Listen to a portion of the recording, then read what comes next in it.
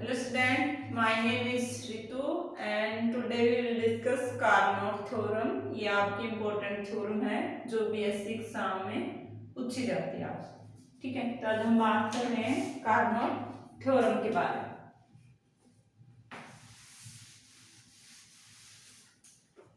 First of all अगर हम देखें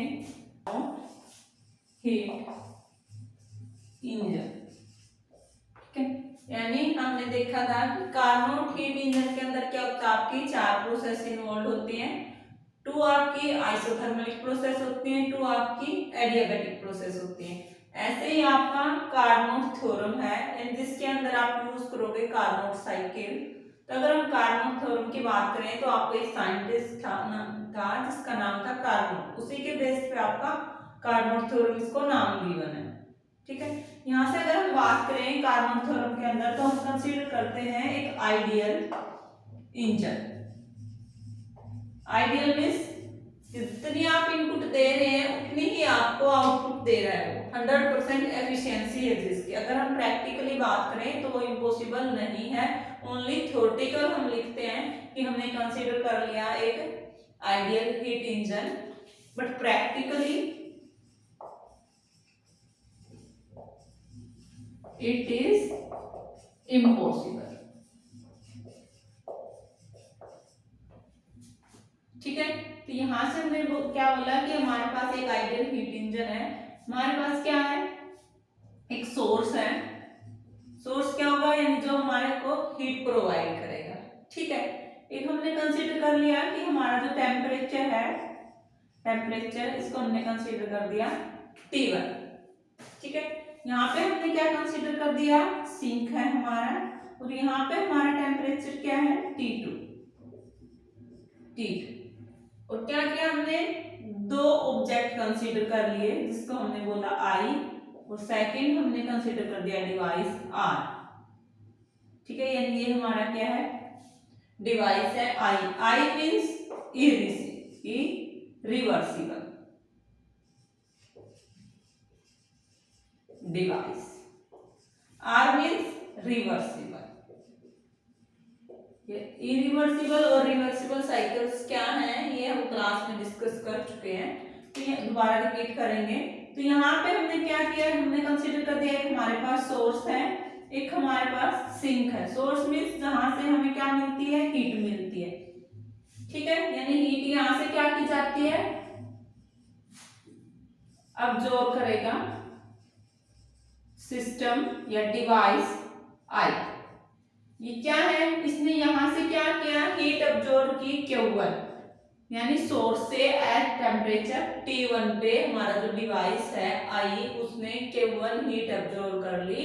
कहां से, सोर्स से, और किस टेम्परेचर पे, T1 टेम्परेचर पे। तो यानी यहां से इसने क्या की, हीट ले ली, अब्जॉर्ब कर ली।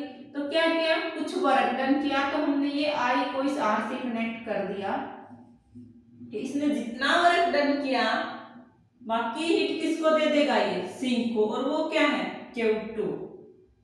ठीक है, ऐसे ही जो हमारा आर रिवर्सिबल साइकिल है उसने सिंक से हीट अब्जॉर्ब की, वो क्या कंसीडर कर ली हमने Q2 डैश। उस पे इसने क्या किया, वर्क किया, देन जो हीट बची उसको क्या कर दिया, रिलीज कर दिया, तो जो रिलीज हीट है उसको हमने कंसीडर कर दिया Q1 डैश। ठीक है, तो ये आपकी क्या पूरी प्रोसेस है, इसको आप बोलते हो कार्नोट थ्योरम। कार्नोट थ्योरम के अंदर आपको क्या लिखना है कि हमने कंसीडर कर दिया, consider a device I and R. I means irreversible.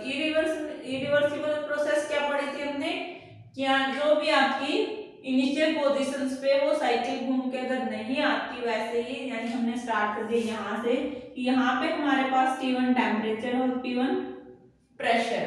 तो ये साइकिल अगर यहाँ से एक पॉइंट से बी पॉइंट पे गई तो यहाँ से क्या होगा, T2 टेम्परेचर होगा और P2 हमारा प्रेशर हो गया। अगर ये वापस यहाँ पे इसी पोजीशंस पे आ जाती है घूम फिर के, तो उसको आप बोलोगे साइक्लिक प्रोसेस या फिर रिवर्सिबल प्रोसेस। अगर ये दोबारा अपनी इनिशियल पोजीशंस गेन नहीं करता तो उसको आप बोलोगे इरिवर्सिबल साइकिल या इरिवर्सिबल प्रोसेस। यहाँ से हमने क्या कंसीडर किया कि हमारे पास क्या है, इरिवर्सिबल डिवाइस है, मींस ये अपनी ओरिजिनल पोजीशन गेन नहीं करेगा। इनिशियल में जिसके पास जितना टेम्परेचर है या फिर जितनी आप उसकी हीट है, दोबारा से वो वैसे सेम टू सेम नहीं आएगी, उसको आप बोलोगे इरिवर्सिबल। इसलिए हमने बोला कि हमारे पास कोई भी आइडियल हीट इंजन ऐसा नहीं है जो 100% एफिशिएंसी पे काम करे। ओनली हम थ्योरेटिकली सपोज करते हैं, प्रैक्टिकली ऐसा कुछ नहीं होता। तो यहाँ से आई क्या कंसीडर कर दिया, इरिवर्सिबल डिवाइस, और आर क्या है, रिवर्सिबल, यानी वही साइक्लिक जहां से पहुंची थी वहीं पे वापस आ गई अपनी इनिशियल पोजीशंस में, तो उसको हमने क्या बोला, रिवर्सिबल। तो यहाँ हमने कंसीडर कर दिया कि हमारे पास आई एक डिवाइस है, देन एक आर डिवाइस है। जो आर डिवाइस है वो वर्क करता है एज ए रेफ्रिजरेटर। रेफ्रिजरेटर क्या करता है, रिवर्सिबल प्रोसेस पे काम करता है। क्या किया इसने, सिंक से कुछ हीट अब्सॉर्ब की, वर्क किया उसके ऊपर, और क्या किया, उसको बची हुई हीट को क्या कर दिया, इवोल्व कर दिया, कि बाहर निकाल दिया। वो कहाँ गई, टेम्परेचर T1 के पास। ठीक है, ऐसे ये साइक्लिक में चलता रहता है। और जहां से हमने इरिवर्सिबल प्रोसेस कंसीडर की, उसमें क्या किया, Q1 हीट अब्सॉर्ब की टेम्परेचर T1 से या सोर्स से हीट को अब्सॉर्ब कर दिया एट टेम्परेचर T1। यहाँ से किसको दे दिया, जितना वर्क डन रेफ्रिजरेटर को चाहिए, जितनी अमाउंट ऑफ हीट, वो किसने कर दी, आई ने एज ए वर्क डन किसको दे दी, आर को। यानी जब आई प्रोसेस कर रहा है, उससे जितनी हीट क्या रिलीज की है, उसने जितना वर्क डन किया उस हीट पे, वो सफिशिएंट है आर को वर्क करवाने के लिए। इसलिए हमने कनेक्ट कर दिया आई और आर के बीच में एक इंटरकनेक्शन, कि यहाँ से जो वर्क डन आई ने किया है वो R2 के लिए सफिशिएंट है। इसलिए जो हीट इसने यहाँ से अब्सॉर्ब की और एक्स्ट्रा हीट है, वो उसको क्या कर देगा, बाहर निकाल देगा, यानी वापस इसको सोर्स को दे देगा। तो ये प्रोसेस आपकी चलती रहती है। इसलिए आप बोलते हो कार्नोट जो थ्योरम है वो दो स्टेप्स पे काम करती है। फर्स्ट स्टेप क्या बोला हमने, कि हमारे पास ऐसा कोई, फर्स्ट स्टेप इसमें क्या लिखोगे कि there is a no ideal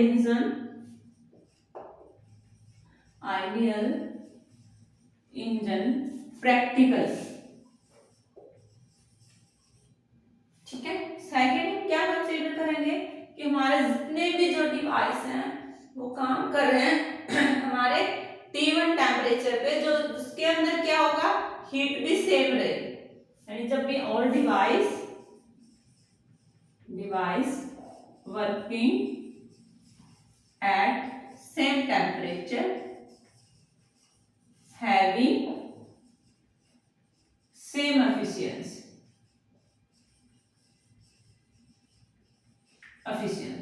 जितने भी हमारे डिवाइस है सारे सेम टेम्परेचर पे वर्क कर रहे हैं, तो उसके अंदर एफिशिएंसी भी क्या है, सेम है। अगर यहाँ से हम एफिशिएंसी बात करें तो वर्क डन फर्स्ट के लिए तो क्या हो जाएगा, एफिशिएंसी हमें निकालनी है।